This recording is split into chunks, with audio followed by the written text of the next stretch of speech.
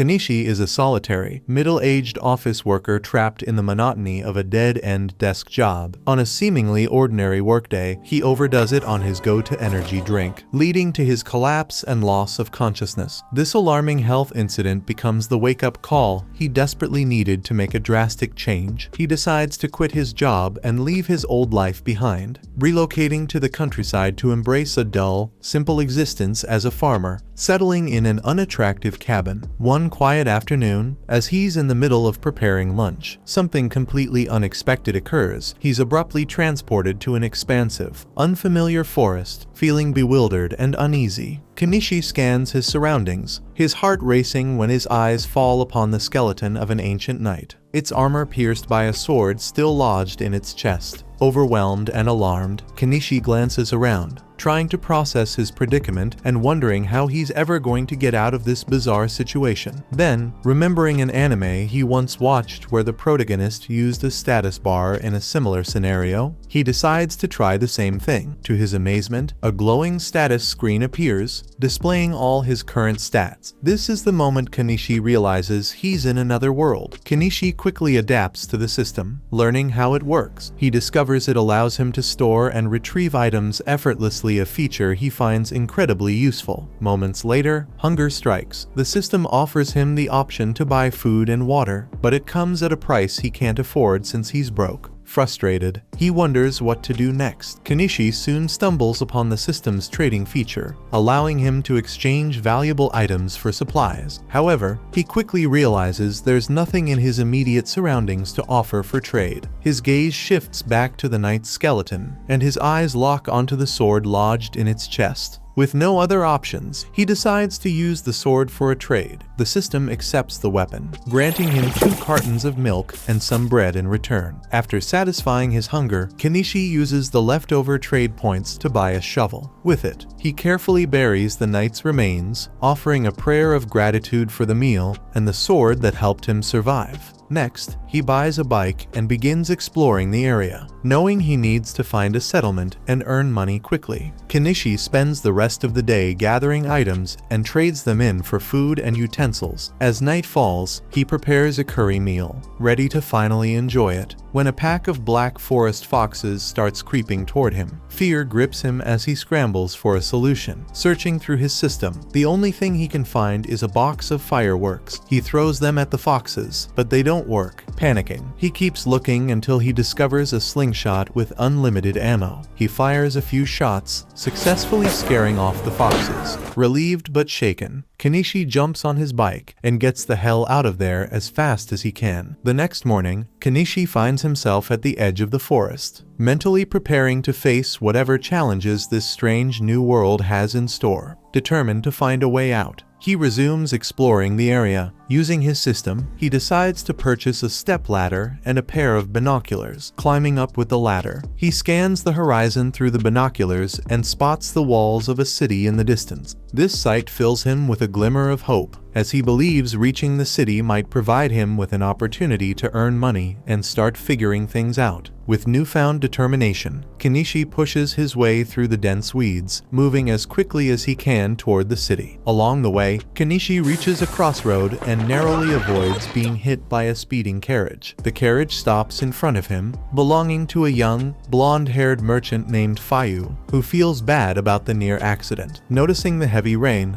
Fayu offers Kenichi a ride to the city free of charge. Kenichi climbs into the carriage and notices another passenger inside. Fayu explains that she is just a traveling bard and fellow traveler. As they continue their journey, Fayu observes that Kenichi's attire and name are unusual. Curious, he asks Kenichi what brings him to the city of Dahlia. Suspecting that he's not a local, Kenichi brushes off the question, simply stating that he's heading there for business purposes.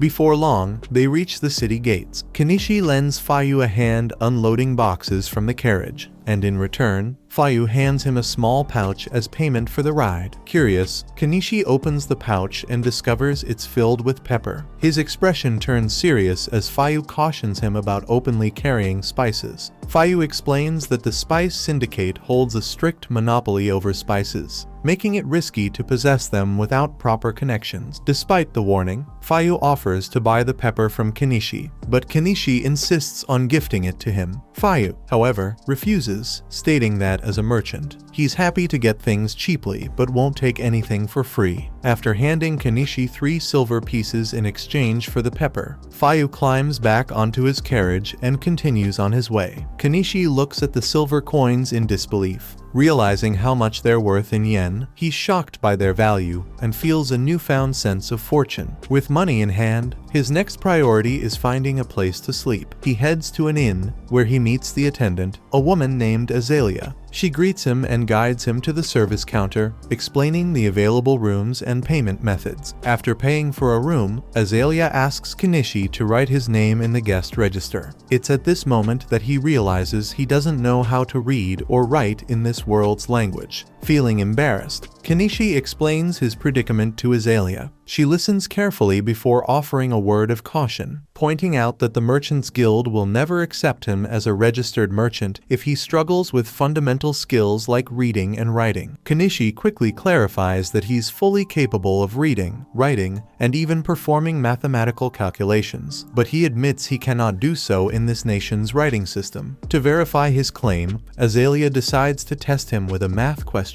To her surprise, Kenichi answers it effortlessly. Satisfied that he possesses the essential skills, she guides him through writing his name in the register. Afterward, Kenichi asks if she can teach him how to read and write in the nation's language, offering her some candy as a reward. Excited by the offer, Azalea immediately agrees. As they talk, Kenichi learns that the land he's in is the Kingdom of Kadon, a nation governed by a hierarchical system with nobles and a king. Kenichi spends most of the night with Azalea, discovering that the country's language isn't too different from his native Japanese. Lying on the bed with a faint blush, Azalea is impressed by how quickly Kenichi picks it up, confidently concluding that he'll do well as a merchant. While Azalea takes a moment to rest, Kenichi, feeling a bit bored, decides to sketch a portrait of her. When he shows her the drawing, she's astonished by how lifelike it appears. Remembering all the kindness Kenichi has shown her so far, Azalea blushes deeply once more and gently pulls him onto the bed to thank him in her own way. Later that day, Kenichi goes downstairs to the guild center, where he meets the receptionist. She hands him a handwritten registration form to fill out. He's initially confused about why it's handwritten, but then realizes they haven't developed printing technology yet. After filling out his details, he returns the form to the receptionist, who validates it. However, she informs him that the guild registration fee is 1 silver piece, roughly 50,000 yen. The thought of this makes Kenichi sigh heavily because he knows he doesn't have money like that. He asks if he can pay in installments, and the receptionist agrees, giving him a sense of relief. She then hands him his guild card, a simple metal piece with a crystal embedded at its center. The following day, Kenichi heads to the market, conversing with various merchants to gather information on the prices of goods and explore potential profitable opportunities. Later, back at the inn, he decides to improve his living space by constructing a more comfortable bed. Azalea observes him from afar, impressed by his carpentry skills and the care he puts into his work. As she continues to watch Kenichi diligently working on his project, her attention is drawn to the sturdy and uniquely designed clothespins he's using. Curious, she approaches him and asks if she could buy a few, mentioning that the thin clothespins she typically uses tend to break easily. Her remark sparks an idea in Kenichi's mind, and he begins to realize that these clothespins might have the potential to become a profitable product. The following day, Kenichi decides to set up a stand at a local market to sell these clothespins. The stand next to his is run by a woman named Anama. Shortly after he opens for business,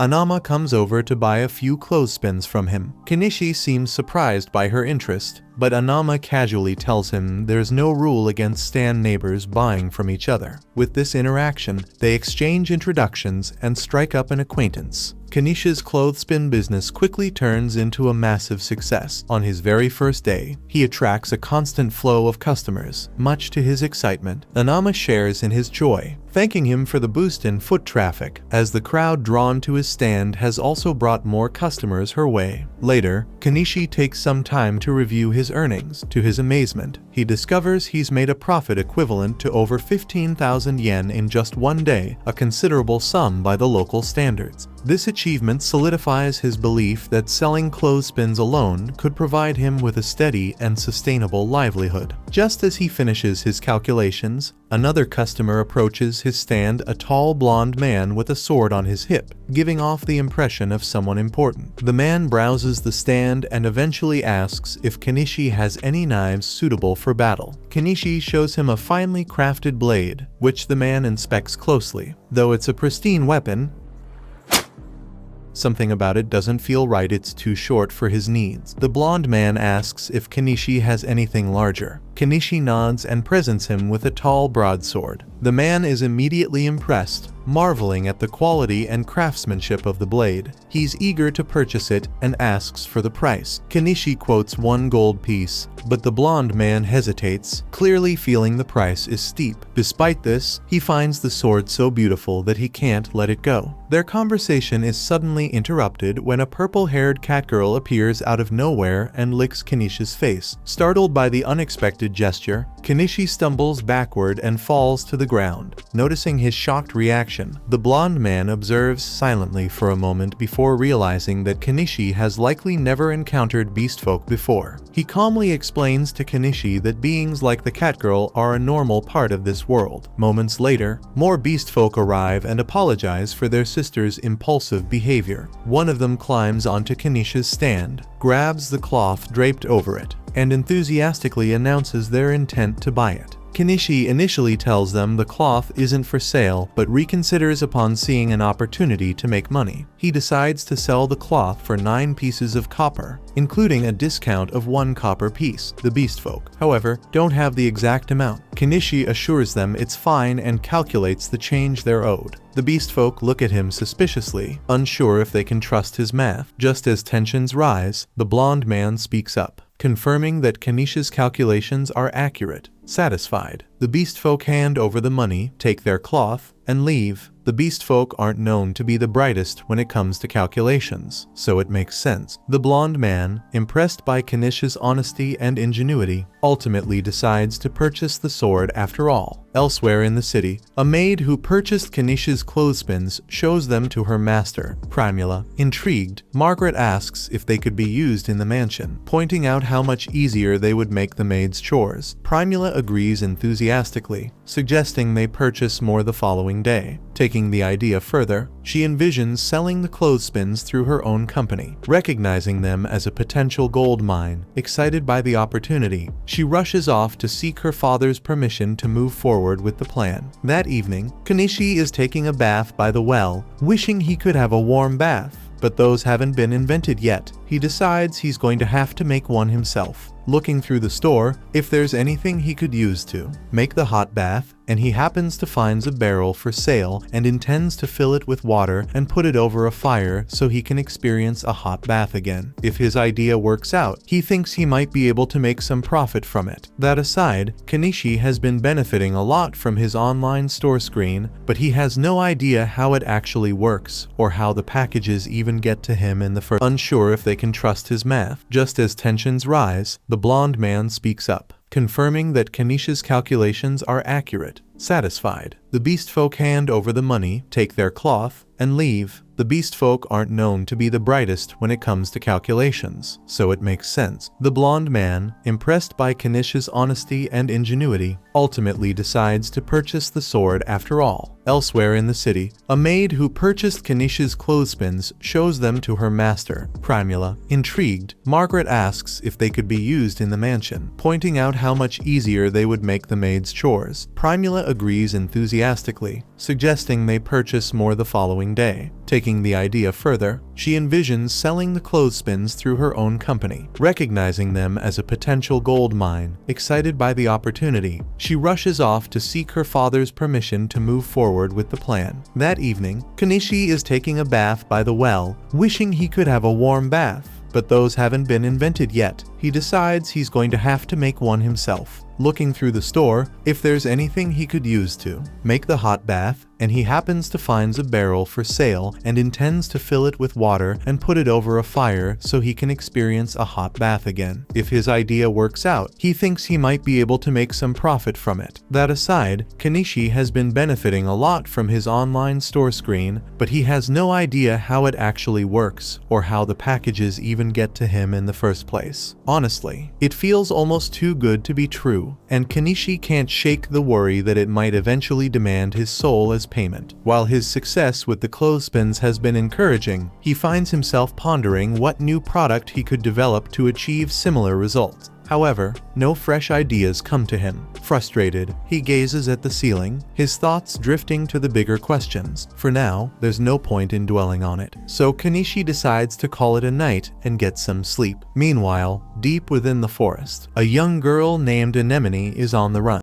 The following day, as Kenichi prepares his shop for the day, he decides to make some adjustments to his inventory. He adds some jewelry to his selection. While these aren't genuine gemstones of high value, they have an attractive appearance, which should help him turn a modest profit. At that moment, the maid from the previous day, Margaret, arrives, mentioning that she's there to purchase more clothespins from Kenichi. When he asks how many she needs, he's taken back by her request for 100. However, since she has the money ready, he proceeds with the transaction. As Kenichi is packaging the clothespins for her, Margaret's attention shifts to the jewelry he has displayed. She inquires if they are made from real diamonds. Kenichi explains that the pieces are crafted from polished glass, but they still look quite appealing. Margaret then asks him to reserve one for her so she can return and purchase it later. The day continues as usual, but just as Kenichi is about to close up shop, the beast folk from the previous day return to his store. They appear quite serious, and Kenichi starts to worry that they might be there to rough him up. However, Miley steps in close to him and confidently tells the others that she can definitely smell spices on him. The rest of the beast folk start cheering and eagerly ask Kenichi to sell them some spices. Despite their enthusiasm, Kenichi hesitates. After hearing about the spice syndicate and not knowing how they operate or what they might do if they discover he's selling spices, he feels it's too risky. The beast folk continue to plead with him, hoping he'll make an exception, but the locals in the area step in, explaining that it's unreasonable to expect someone as new as Kenichi to jeopardize his business for them. Hearing this, the beast folk seem to understand and back down. Kenichi can't sell them any spices, but it technically won't be breaking any rules if he just shares a meal with them. So, he invites the group to come eat with him, but it's going to have to be out in the woods so he doesn't attract any negative attention. The beast folk are really happy to hear this. Later that night, they all meet Kenichi and Anama on the outskirts of town so they can begin cooking. Kenichi is about to begin cooking when Anama asks if she can help. He tells her to cut some of the veggies for him. However, when Anama takes a look at the veggies, she can't believe how vibrant and juicy they look. Kenichi explains that he got these from a foreign country and guarantees that they taste really good. While Kenichi and Anama are busy working on the vegetables, Miley and the other beast folk are down by the river, trying their hand at catching fish. Before long, they manage to catch a good amount. With all the ingredients ready, Kenichi starts preparing the fish, seasoning it with spices, and then tossing everything into a pot to cook. The result is a meal that the beast folk absolutely adore. They've never experienced flavors like this before and are incredibly grateful for the food. However, the delicious meal stirs up a strong craving for alcohol among them. Anama warns them to control themselves, reminding them that alcohol is quite expensive. But Kenichi doesn't see any harm in indulging them a little, so he pulls out a bottle of inexpensive booze and pours a few glasses for them. In return, he makes them promise that they'll never tell anyone about the meal he cooked for them. Anama warns Kenichi that he's being a little too generous, but he doesn't see anything wrong with letting the beast folk enjoy themselves, especially since they seem to be good people. That night, they drink together, bathe together, and eventually fall asleep under the stars. Miley seems to really like Kenichi now. The next morning, Kenichi returns to the inn, and Azalea is a bit upset since he was out all night. Kenichi tries to explain that he was just hanging out with a couple of beast folk outside town, but judging from the cat lady fur on his jacket, she thinks Kenichi did a lot more than just hang out, and she's mad he chose to do it with a cat lady instead of her. Later that day, as Kenichi is setting up his shop for another day of business, Margaret arrives with Primula to pay him a visit. Kenichi is momentarily captivated by Primula's beauty, but then he notices Margaret standing behind her and realizes they're probably here to buy the necklace Margaret had inquired about the day before. He retrieves the necklace, and Margaret pays for it before handing it over to Primula for inspection. Primula is so impressed by the craftsmanship that she finds it hard to believe the necklace isn't made of real diamonds. She then asks Kenichi if he has more necklaces like this in stock. In response, Kenichi retrieves several more pieces from his collection and brings them out for her to see. Primula is incredibly impressed by the quality of Kenichi's products, as well as the fact that he has an item box. She has a request to make of him. She tells him that she is the daughter of the owner of the Mallow Trading Company, and if Kenichi is willing to accompany her, she would like to introduce him to her father. Kenichi likes the idea of meeting with the owner of a major trading company, but he is hesitant to meet any big shots since it might spell trouble for him. However, Anoma tells him that Primula's father is well known around town, and everyone says he's a man of good character, so Kenichi doesn't have to worry about getting into trouble with him. Since that's the case, Kenichi agrees to go with Primula, and she invites him to join her in her carriage so they can go meet her father. On the way, Primula shows Kenichi some replicas of the clothespins she had made. While the wooden part was simple enough for her craftsman to replicate, the metal clamp proved too intricate for them to recreate. Kenichi understands why they struggled since even he doesn't fully know how the springs are made, he just knows it's a complex process. Eventually, they arrive at Primula's home, and Kenichi is stunned by its enormous size. However, Primula casually mentions that, compared to the homes of other nobles in the area, hers is actually quite modest. They head inside, and Kenichi is introduced to Primula's father, Mallow. They both greet each other, and Mallow invites Kenichi to have a seat so they can begin their discussion. Once Kenichi is settled in, he shows Mallow some of the jewelry he has, and Mallow is just as impressed as Primula was. On top of that, Primula tells him that Kenichi possesses an item box, and Mallow finds this interesting because he also has one. His item box is what allowed him to build his trading company to this level in the first place, so if it's used properly, he thinks Kenichi could become quite successful. Although right now, Kenichi is just using it to store his supplies. The reason Mallow wanted to meet with Kenichi is to discuss the possibility of making Kenichi the official supplier for the Mallow Company. Kenichi had anticipated a proposal like this and assumes Mallow's plan is to market the goods in a way that will maximize profits. However, Kenichi wonders why. If that's the goal, Mallow didn't just continue buying items from his shop at a low price and reselling them later. While Mallow could have done that, he explains it would be a dishonest business move, and if Kenichi ever discovered they were reselling his goods without permission, it would certainly upset him. Additionally, approaching Kenichi directly gives Mallow a strategic advantage over his competitors, who would likely try to strike a similar deal with him in the future.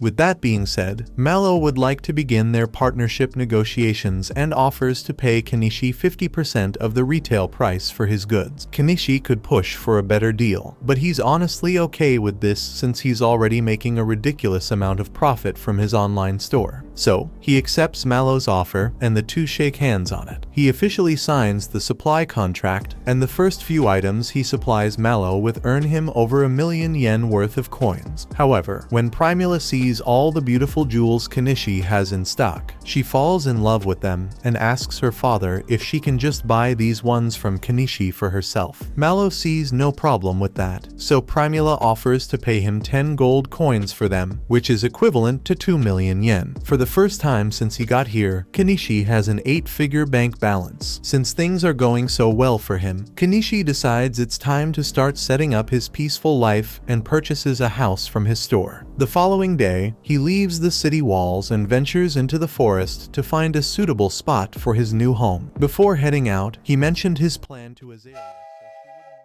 though she found it odd that Kenichi would willingly choose to live in the dangerous forest instead of staying within the safety of the city. After finally finding a good location, Kenichi buys a weed whacker and begins clearing the area. However, he quickly encounters an issue. While most items from his store are reasonably priced, fuel is expensive no matter what world you're in. With no way around the high cost, Kenichi decides to just deal with it and continues working until he has successfully cleared a path for himself to move in and out of the forest. After that, he needs to start working on getting rid of all the trees. So, he buys a chainsaw and starts cutting. After several hours of hard work, Kenichi has finally managed to cut through a bunch of the trees in the area. So all that's left is to move them out of the way. However, when he tries to stuff the trees in his item box, it doesn't work. It looks like the trees are too long to fit, so he's going to have to bust out the chainsaw and cut them down into more manageable pieces. He eventually shortens the trees into 10-meter logs, and this way, he's able to fit them in his item box. So he's almost done with the tree removal. The only thing left to do is pull out all the tree stumps, but that's going to be a lot of work, and the sun is already setting. So he decides to come back and finish up tomorrow. The next day, Kenichi heads back to the forest to continue working. But after spending some time digging at the stump, he realizes the task is far too demanding for a middle-aged man like himself. Rather than risk injuring his back, he decides to buy a bulldozer instead. However, as soon as he sees it, he's hit with the realization that he just spent 1.2 million yen on heavy machinery simply to avoid manual labor. He feels a bit of regret about the splurge, but at the same time, the thought of not having to strain himself makes him wonder if it was actually a smart investment. He starts up the bulldozer's engine, only to discover that it runs on diesel, and his store doesn't sell diesel at all. This throws him into a panic, as the thought of wasting so much money on something he can't even use is overwhelming. He thinks for a second and realizes he could probably make his own diesel if he mixes kerosene and some additives. But when he's about to try it out, he realizes he could destroy the bulldozer's engine if he gets the proportions of the mixture wrong. So, just to be safe, he decides to test out his mixture on a diesel generator first. After filling it up, he tries turning it on,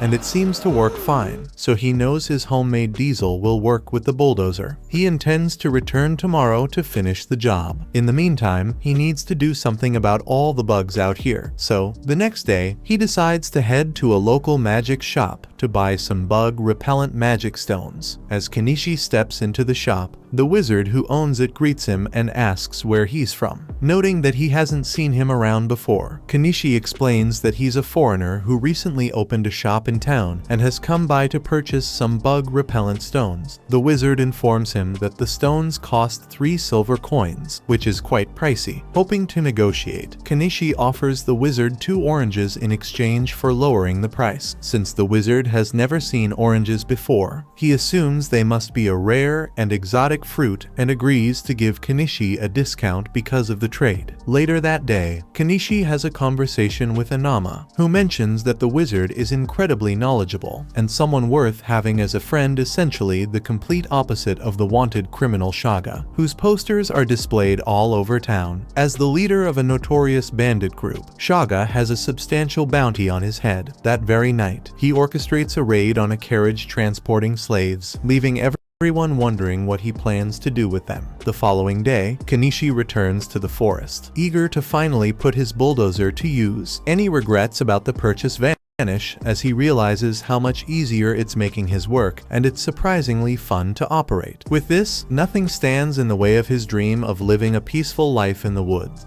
However, after spending so much on the bulldozer, his finances are nearly drained, forcing him to pause any further construction for the time being. A little while later, Kenichi meets up with Mallow and Primula again, hoping to sell them some salt and sugar for a decent profit. Mallow tries the sugar and is impressed by its quality, but unfortunately, he can't buy it from Kenichi. The state holds exclusive rights to the trade of sugar and salt, meaning Mallow would face serious trouble if he purchased it from an unlicensed source. On the upside, though, the jewels Kenichi sold to Mallow earlier are flying off the shelves, so Mallow is eager to buy more right away. The additional jewels Kenichi sells this time earn him 15 gold coins, equivalent to roughly 3 million yen. With this newfound wealth, Kenichi finally has enough money to buy the log cabin he spotted in his store. He's still amazed that the store even sells entire cabins, and for just 1.7 million yen, no less. It almost feels too good to be true. But Kenichi isn't about to pass up the opportunity, so he goes ahead and purchases the log cabin. Unfortunately, the cabin seems to have been sourced from Walmart, because as soon as Kenichi purchases it, he's buried under a mountain of wooden planks and a set of instructions that make no sense to him. He takes a moment to manually read through the instructions, and just as he feared, assembling the cabin is going to be an enormous headache. However, since he's already paid for it, he has no choice but to push through and get it done. As Kenichi starts working on the construction, the beast folk he helped earlier happen to pass by, and as a gesture of gratitude, they decide to lend him a hand with the build. Several weeks pass, and with the help of the beast folk, Kenichi manages to make consistent progress on building his log cabin while still running his stall. After just under a month of hard work, the cabin is finally finished. Kenichi knows he couldn't have completed it so quickly without the beast folk's assistance, so to show his gratitude, he throws a barbecue party for them. However, even though the cabin itself is done, Kenichi still has a long list of tasks to handle on his own, like painting the walls and roof and setting up electricity. It takes him another month to sort out all the essentials, but once everything is in place, Kenichi's home becomes completely self-sufficient. He builds a fence around his house and farm, and for electricity, he installs a couple of solar panels.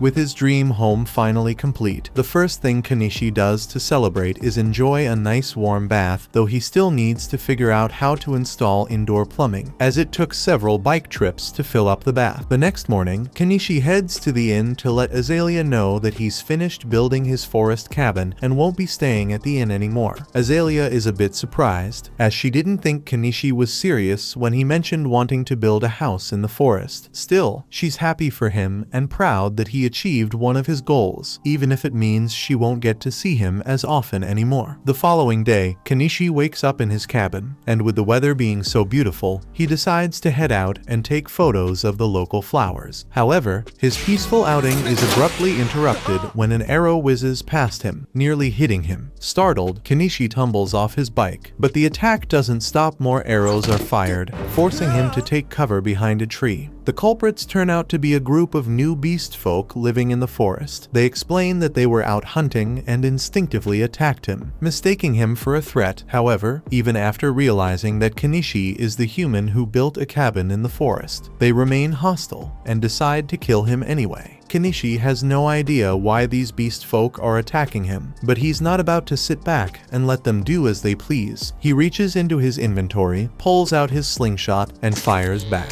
The beast folk, caught off guard by the fact that the seemingly weak human is fighting back, start to second-guess their actions. When Kenichi escalates by throwing fireworks at them and pulling out his excavator, they decide they have no interest in sticking around to find out what it's capable of and quickly flee. Left puzzled by the whole ordeal, Kenichi suddenly hears a wounded animal crying out in pain near the base of a tree. The poor creature has been shot in the leg and likely won't survive much longer unless Kenichi acts fast. Kenichi cautiously approaches the injured cat, but it snarls at him, clearly not trusting his intentions. Not wanting to risk getting bitten, he spends a little money to buy some cushion armor as a precaution. However, as he starts removing the arrow, the cat barely resists. It seems to have run out of stamina. This makes it much easier for Kenichi to treat its injuries. He purchases a bottle of alcohol to disinfect the wound and then applies some antibiotic cream. While the immediate wounds have been treated, there's no guarantee the cat will survive if left out in the wild. So Kenichi decides to bring it back to his house. Kenichi sets up a blanket for the cat to rest on, but it still hasn't moved an inch since he treated it, which makes him start to worry. He hasn't seen any veterinarians in this town, but he figures there might be some kind of healing magic he can use, so he decides to consult the wizard. After listening to Kenichi's story, the wizard deduces that the animal he found is likely a bobcat. However, the wizard doesn't see the point in trying to heal it, suggesting that Kenichi could just kill it and sell its fur for a decent profit. Realizing the wizard isn't going to be of much help, Kenichi heads back outside. As he does so, Miley happens to be passing by, so she jumps on him and starts sniffing around. She smells the scent of a bobcat on him, and her people see bobcats as messengers of God, so she's really excited and wants to see it for herself. She follows Kenichi back to his house, and as soon as she sees the bobcat, she can already tell that its injury was caused by the dog beast folk, so she swears to make them pay. In the meantime, the bobcat seems to be doing a bit better, but it keeps trying to lick its wound, so Kenichi is forced to stick a cone on its head. Miley is impressed by Kenichi's skill in providing healthcare and asks if he's a doctor, but he modestly replies that he only knows some basic first aid. Wanting to thank him for saving the bobcat, Miley heads outside and does a bit of quick hunting,